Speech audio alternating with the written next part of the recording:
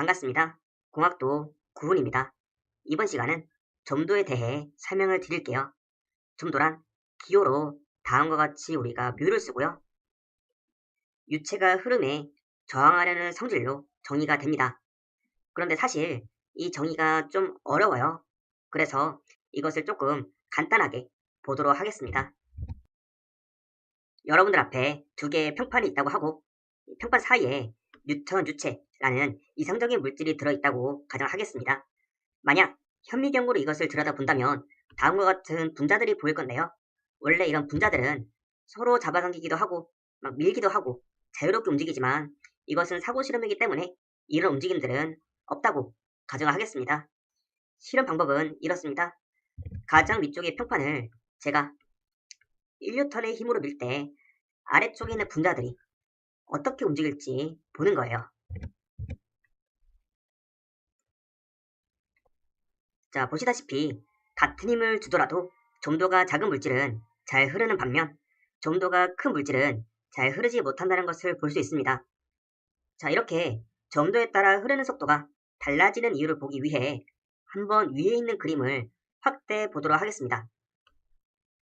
우리 주변의 모든 물질은 관성이 작용하고 이것은 이런 작은 분자들도 마찬가지입니다.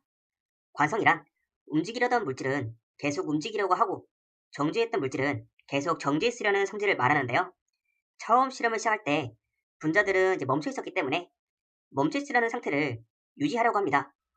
또한 분자가 되는 이제 서로 잡아당기는 인력이 작용하기 때문에 혼자만 멈춰 있는 게 아니라 주변의 다른 분자들까지도 움직이지 못하도록 방해하게 됩니다. 만약 분자 간의 인력이 더 커진다면 어떻게 될까요? 주변에 다른 분자들이 흐르는 것을 더욱 많이 방해하게 되겠죠. 즉, 분자 간 인력이 크면 클수록 점도가 커지게 되겠습니다. 다음으로는 움직이는 평판에서 아래로 갈수록 속력이 느려지는 이유를 보도록 하겠습니다.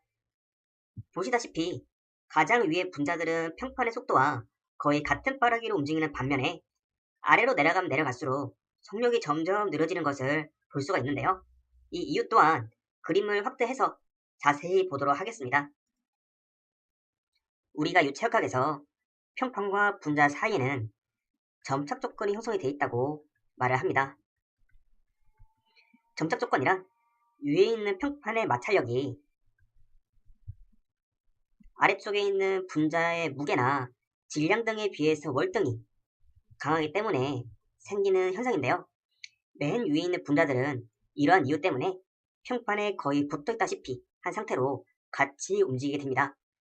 예를 들어 평판이 이 정도의 속도로 움직이면 그 아래쪽의 분자도 동일한 속도로 움직이게 되겠죠. 자, 또한 분자와 분자 간에는 인력이 존재합니다. 이로 인해서 맨 위에 있는 분자가 오른쪽으로 움직이면서 그 아래쪽에 있는 분자도 이렇게 오른쪽으로 잡아당기게 되는데요. 그와 동시에 이 아래쪽의 분자에는 관성의 성질도 작용하므로 멈춰 있으라는, 즉 반대편 방향으로도 힘을 주게 됩니다. 자, 결국에 이 분자의 속도는 위에 있는 속도보다 조금 더 느려지게 되겠죠. 네, 이 정도가 되겠습니다. 자, 또한 이 분자도 그 아래쪽의 분자를 또 이만큼 잡아당기려고 하겠죠.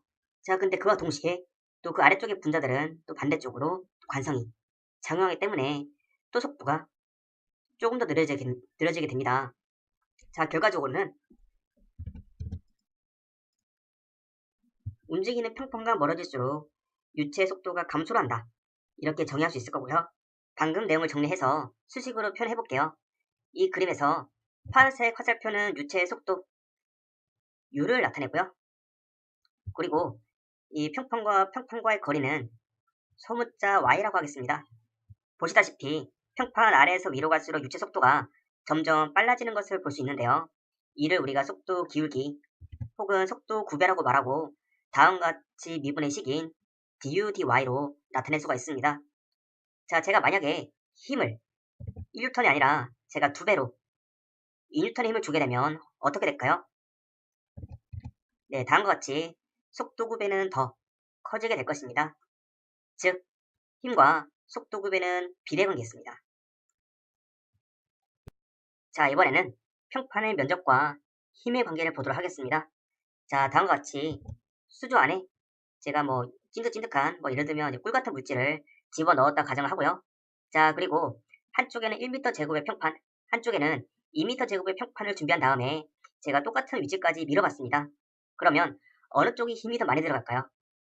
만약에 제가 왼쪽의 경우가 1N의 힘이 들어갔다고 가정한다면 오른쪽은 어떨까요? 네, 다음과 같이 2배의 힘인 2N의 힘이 필요하겠습니다. 자, 결론적으로 말하자면 다음과 같이 평판의 면적이 넓을수록 더 많은 힘이 필요합니다. 즉, 힘과 또 면적은 비례를 합니다. 그리고 이번엔 점도와 힘의 관계도 보도록 하겠습니다. 자, 다음과 같이 점도가 작은 물질과 점도가 큰 물질을 동일한 속도구배로 밀기 위해서는 점도가 큰 물질에 다음과 같이 더 큰 힘을 작용해야 한다는 것을 알 수가 있겠습니다. 지금 무슨 말이냐면요. 점도가 클수록 많은 힘이 필요하고 힘과 점도는 비례관계에 있다는 것을 알 수가 있겠습니다. 자, 정리하겠습니다. 우리가 방금 전에 봤듯이 힘은 점도, 면적, 속도 구배와 비례를 하고요. 이거를 우리가 수식으로 나타내보면 다음과 같이 F는 mu A du dy로 나타낼 수 있겠습니다. 여기서 mu는 점도, A는 area, 면적, du dy는 속도 구배가 되겠습니다.